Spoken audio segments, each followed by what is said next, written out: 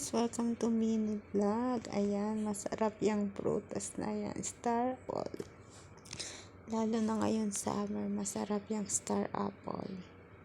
So, yummy food. Ayan, yung violet niyan, matamis. Yung green naman, tama lang. Yan, kumakain ako ng star apple. At yung aking kinuha yung violet kasi mas matamis yung violet kesa dun sa green. Pero same lang naman sila guys. Pero mas masarap lang talaga yung violet. Mas matamis siya. Yung green, matamis naman din yung kulay green.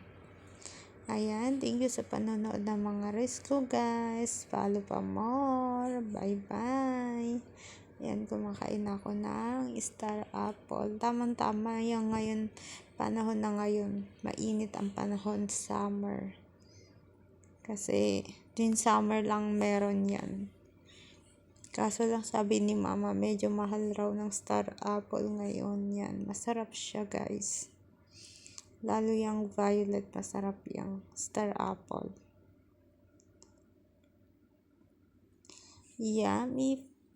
Dapat guys, kumakain tayo ng fruits para healthy yung ating pangangatawan. Maganda yung prutas sa katawan. Yummy food. So yummy. Yan. Tama lang din yung pag kumain tayo ng prutas, dapat tama lang, balance sa katawan natin. Ayun yung hinahanap ko guys nung time na buntis ako kay Bia. Kaso nung time na yun, wala. Pero sabi nila pag sumasakit ng tiyan. Ako naman hindi. Buti na lang guys, hindi ko masyadong pinaglihan yan nung buntis ako. Kasi bangga talaga yung pinaglihan ko nung time na buntis ako kay Bia. Kaya minsan ang hirap magbuntis, no? Kapag yung hindi mabili yung food na gusto mo kainin. Minsan may time na sumasakit yung tiyan mo. Ganon. Pero ako hindi ko naman din naranasan yun.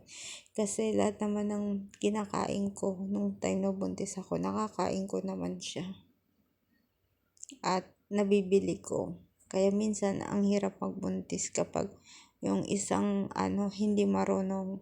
Buti na lang nandyan yung pamilya ko. Sila yung bumibili ng food ko, lahat ng pangangailangan ko nung time na buntis ako.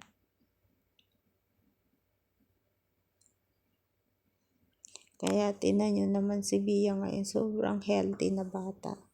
Sobrang lusog. Masarap po talaga yung star apple. Lalo sa mga nagbubuntis, maganda po yan. Isa din yan sa mga calcium. Lalo yung saging. Dapat lagi tayo kumakain ng saging kasi maano yun sa calcium. Masarap po talaga ng prutas. And ubos ko na siya. It's so yummy food.